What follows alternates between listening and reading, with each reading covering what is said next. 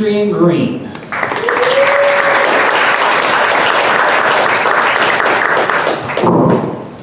Now that I've done all that, I'm going to reintroduce myself. Coming to the stage is a man with 2 HBO specials, 1 Showtime special, and 1 Comedy Central highlight. All recorded on my DVR at home, and I can't wait to get there to watch it. No, it's true, you guys don't know who I am, but I think we're going to have a good time. And we're going to start by doing something really weird.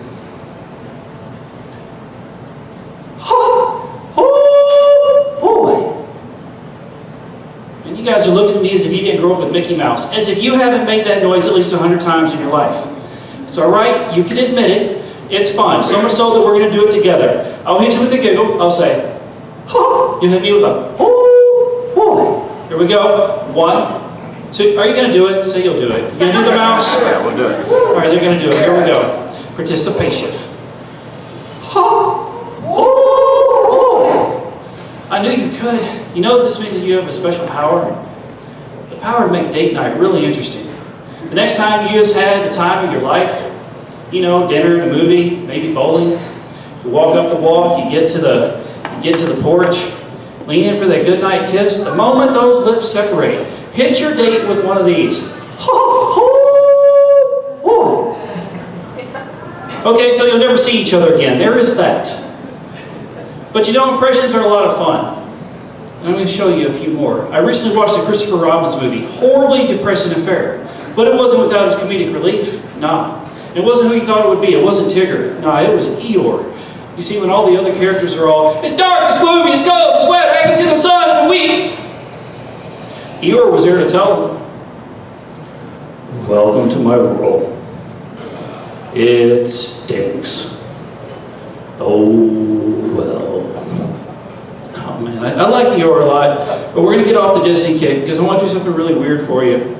This is my impression of a ninja hiding in the shadows, waiting to get you.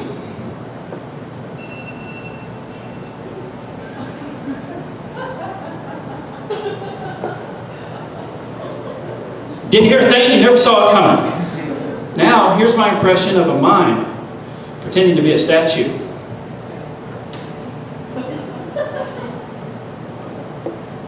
Or is it a ninja waiting to get you?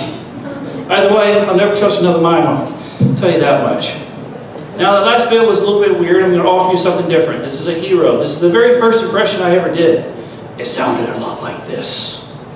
Now, it's possible you don't know who that is, so I'm going to turn from you and look back at you dramatically and declare, I'm Batman. And instantaneously, you know who I am.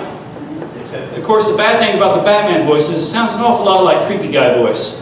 You remember, ladies, the guy at the club who tried to pick you up? He was all, do you come here often? Are you alone? Can I call you? First of all, guys, if you're doing Batman voice at the club, stop it. You're ruining it for the rest of us. No, you're not going to stop it. So the next time you do, she looks at you like you're crazy, and she will. Turn away and look back quickly and declare, I'm Batman. Maybe it'll work. No, it's not going to work. Now, the cool thing about the Batman voice is that anybody can do it. It's simply an aggressive whisper with a little bit of bass. The funny thing about the Batman voice is that even though everyone can do it, no 2 people sound alike when they do. However, it still comes off as Batman voice. To prove this, we're going to participate again. I'm going to count to 3, and I want you to hit me with an aggressive whisper with a little bit of bass and declare, I'm Batman. You going to do it? Oh yeah, they're going to play along. Here we go. 1, 2, 3. I'm Batman. All right, this is beautiful. You guys are better at this than I am, and I'm not afraid to admit I'm fairly new at the impression game. But you know, anything I try, I run full steam at. I give it everything I got. And here recently, I decided to set a world record.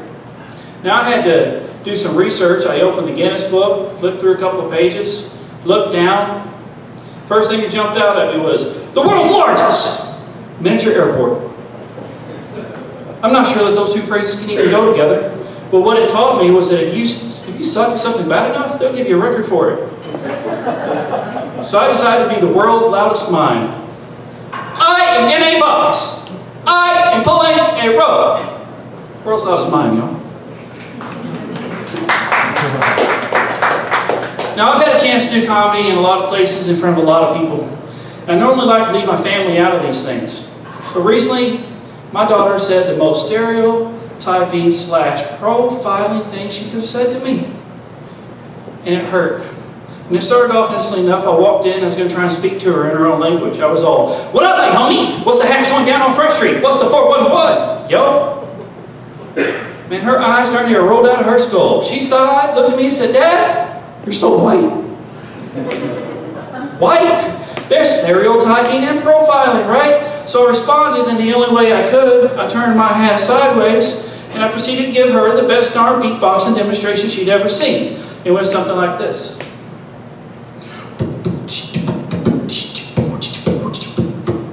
Caucasian.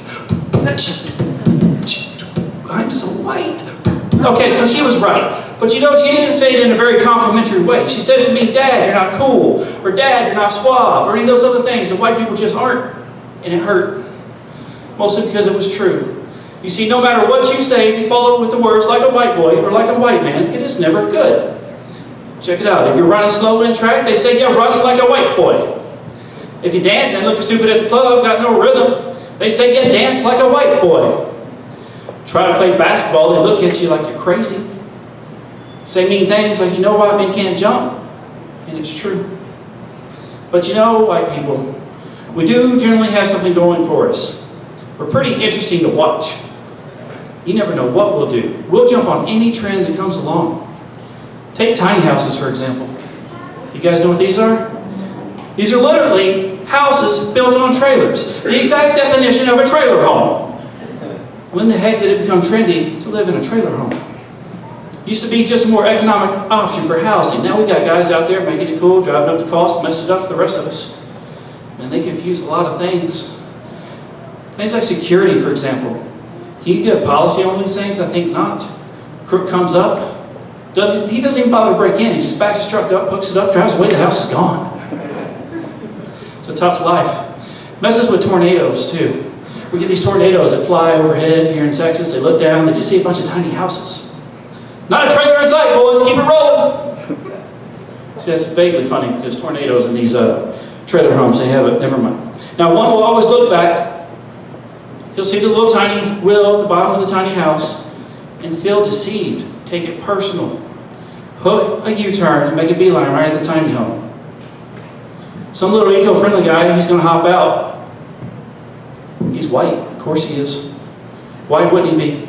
Now he's going to jump into his carbon footprint reducing Prius. He's going to back it up. He's going to hook it up and proceed to lay down on the accelerator. It sounds something like this. Yeah, that's what a Prius sounds like when it's towing a tiny house. Not to be confused with the most annoying noise in the world, which sounds more like this. Now there it is doing 20 and a 50 backing up traffic. You know, there's nothing worse than a Prius driver in traffic. They're always angry. It's like they have constant road rage. You guys get road rage? Anybody? It's alright, you don't have to admit it because we all do. I recently learned something about myself though. I'm pretty tolerant of other drivers. What gets under my skin, what gives me road rage, are the other people in my own car. They make me say things like, "Don't make me come back there!" Or, "I will turn this car around." Of course, my go-to at the moment is, "I'll wreck this car right now and end it all." They don't let me drive the church van anymore. Oh. Yeah, that gets really weird. Let's actually see who I'm dealing with. I think I know. We're going to do a status check, single versus married. If you're single, show me where you're at. Get loud. Cool, then this place is about to blow up. If you're married and you love the person you're with, make some noise! And there's always a bunch of people they just don't care to say it. I'll say, I'm married. You know, married people have different nicknames than single people. For instance, I'm not sweetie, I'm not honey, I'm not baby, I'm not babe. Now my wife, she calls me somebody. It's nice. Of course, she never says it directly to me. She'll walk into an empty room and declare, "Somebody should mow the lawn." Or, "Somebody should do the dishes." Or maybe somebody should go change that baby's diaper. That's all right. Now I do all those things, mostly because I love her, but at least partly because I'm a pushover. God, the truth on this mic. Oh man. But no, spouses, they can be pretty demanding. They can. And a while back, my wife asked me if I would care to learn a second language with her. I told her, heck no. Sounded like a lot of work. 3 days later, she asked me again, and I knew it was going to be a thing. So I told her, yeah. Would you believe that she let me pick the language? So I chose something that'd be completely viable to me here in Texas. I chose Italian. Okay, it's not very viable at all, but I worked real hard at it for about a week. It was as tough as I thought it would be, so I quit. But before I did, I took a test. A test that told me I'm exactly 1.9% fluent in Italian. I'd say that qualifies me to teach you a thing or two. You guys ready to learn some Italian? All right, that's like one little kid in the very back. That's enough for me. Here we go. Figaro, Figaro, Figaro, Figaro, Figaro, Figaro, Figaro.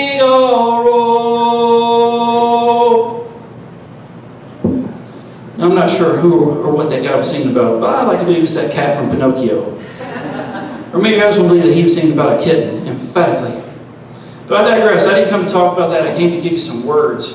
We're going to start with ciao. I don't mean the dog you grew up with or the food that you ordered. I mean C-I-A-O. You see, in Italy, it means both hello and goodbye. Try that in America. Walk up to somebody. Let them say hi to you. Look back at them. Say goodbye. Straight jerk move, not cool. You'll not be friends. However, in Italy, you can walk up to somebody and say ciao. They'll look back at you and say ciao. Now, he could be the nicest guy in the world or a straight-up jerk. You don't know the difference. Kind of cool, kind of messed up. Let's move on to another word. Prego. Yeah, I just rolled the R trying to sound cool. That's not normally how I say it, though. I normally say it like this, prego. And half the room will believe I'm talking about a pregnant woman. The other half might believe I'm talking about that pasta sauce you find over on aisle 12. Well, you might be surprised to learn that it does not mean pasta sauce, and it does not mean pregnant woman. What it means is you're welcome. Now with that in mind, let's think back to that pasta sauce for a second. How it just sits there, knowing it's so darn good. It gives you a preemptive, you're welcome, right across the label. Prego. Prego indeed. Seems kind of arrogant if you ask me. But you know, I like that kind of swagger.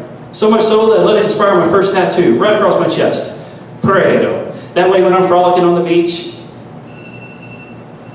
I mean walking very manly with my shirt off, anybody that sets eyes on me will know that my body welcomes their gaze. However it's possible, they don't see the same sexy beast of a man that I see every day in the mirror.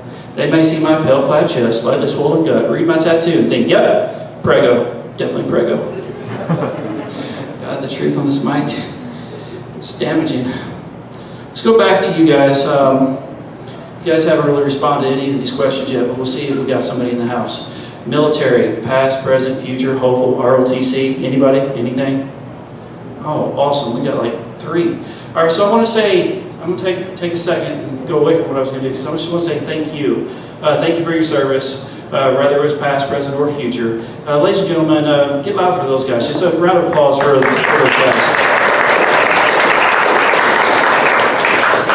Now, because there's been so much silence, and you just made me really jealous, I'm going to reveal that I recently retired from the United States Air Force after 20 years and 10 days. We count those 10 days, we do. And like most military people, I'm not from here. I'm a transplant. So when I go home, I really have to go somewhere. And I go all the way back to a place called Cooter, Missouri. Yeah, I said Cooter, it sounds funny. It's a nice place though.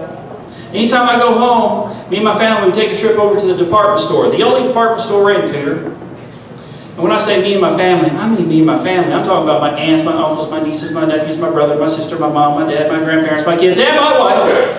One great big redneck mecca right over to the great department store of Cooter, Missouri.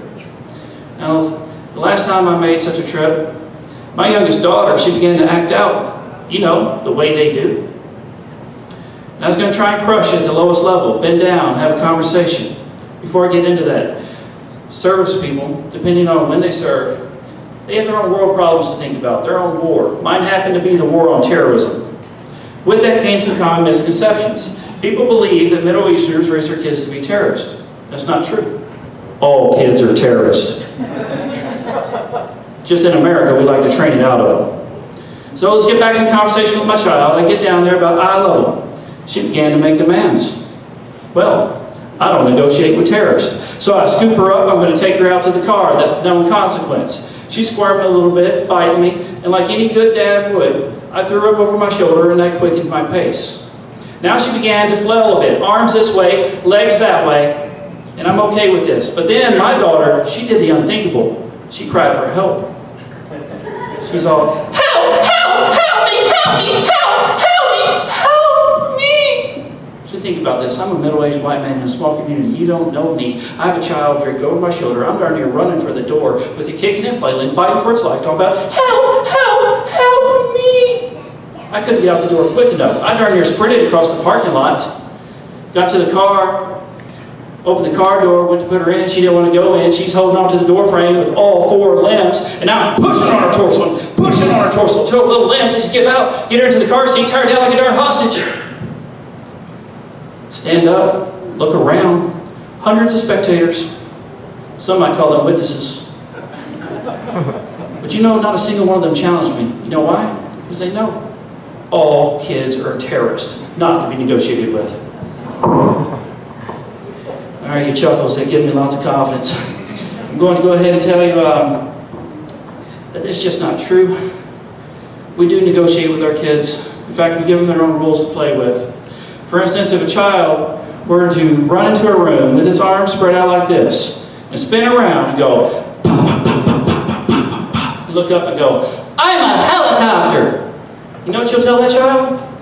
Yeah, you are. You can be anything you want to be. But Lord forbid I should run into a room with my arm out and go, pop, pop, pop, pop, pop, pop, pop, pop, look up and declare, I'm a helicopter. People say mean things like, get away from me. Or we should see other people. So much truth in that. I'll tell you, we actually will do almost anything for our kids. We really will. And to prove that, I recently had to go endure a Pokemon movie. Yeah, I said Pokemon. I thought that was dead too. Who remembers when it took over the world 2.5 years ago with the game Pokemon Go? All right, 2 people remember that. This is going to be good then. How many of you guys played? Cool. 50 million downloads globally, only 2 people in this room. I'm not going to say you're lying. I'm not going to lie to you though, I played. I'm not proud of it, but I played. And like most things, I started about a week too late. So I had some catching up to do. So I was cheating, cruising around the neighborhood at about 1.3 miles an hour, trying to convince it that I was walking. I came to sudden stops, I backed up, I hooked a U-turn, I hung out in front of your house just a little too long with my phone pointed at you like this. And I'm a middle-aged white man driving a busted over white van. I was not wanted. So, long story short, I had to quit. It was creepy. So, we'll go to something you will admit to using. You guys use Facebook. It's the only place that guy advertised and you're all here. So, I'm going to assume that you do. And you don't have to admit it, but I'll tell you that there's some good things that you can learn on Facebook, like who's a jerk yesterday, who's a jerk today, who's probably going to be a jerk tomorrow.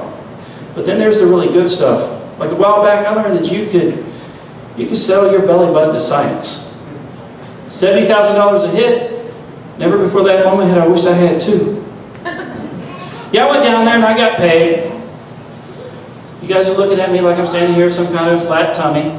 I'll tell you, my stomach has not been flat in a while, but I digress. They actually give you a plug. They put it right there, and they give you some say in the matter. So I opted for the glow in the dark. Now you can see me in the middle of the night, all the lights off, wearing nothing but my boxers, cruising through the house. I ain't bumping into nothing. Life is good. Just one glowing ball, jumping up and down. It's great. But the bad thing about anything that glows in the dark is it requires natural light to charge. We'll fast forward a little bit. Now we're in the middle of the day. Front window, I move the curtains this way, whoosh. And I move the curtains that way, whoosh. Yeah, they whoosh, they're really nice curtains. Now there I am, standing in my window, getting my glow on, getting my charge on. And what do I see coming across my front lawn? But a middle-aged white man driving a busted old white van at about 1.3 miles an hour. He comes to a sudden stop. He pulls forward, he hooks a U-turn, points his phone at me just a little bit too long. But it's okay, I know he wasn't trying to catch a peek at me. No. I was trying to catch a Pikachu. Monster is set up, I know. So I appreciate you. At least you're grown. Now, I want to hit you with this. This is something I'll tell you. My daughter just had a birthday party. On August 5th, she turned 5 years old. And when in Texas, what I've learned is you do as Texans do. So I bought a piñata.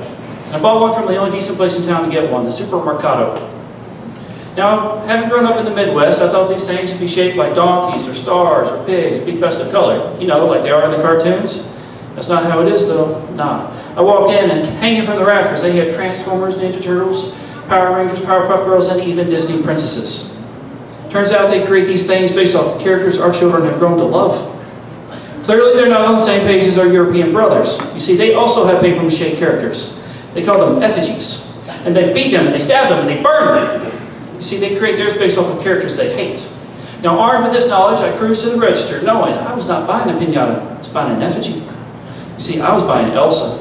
Oh, I hate Elsa. I love my daughter, though, so I bought the darn thing, took it home, raised it up, put a stick in her hand. She reared back and hit it with everything she had. Did it again. All right. Still didn't break, so I spun her around. She hit it one more time. Sorry, you can smile, smirk, giggle, or even laugh, because you know that that's the sound that a 4-year-old little girl makes when they hit a piñata. Not my boy, though. 14 years old, he brought the heat, the hate. He was all, boom, boom, boom, boom, boom. I guess I was getting into it, because I was all, hit her again, son, hit her again, son, hit her again, son, hit her. And then I realized all the parents' eyes shifted towards me. I realized I was conveying a horrible message. So I started backpedaling as quickly as I could. I was all, let it go, son! Let it go, son! Let it go, son! Let it go!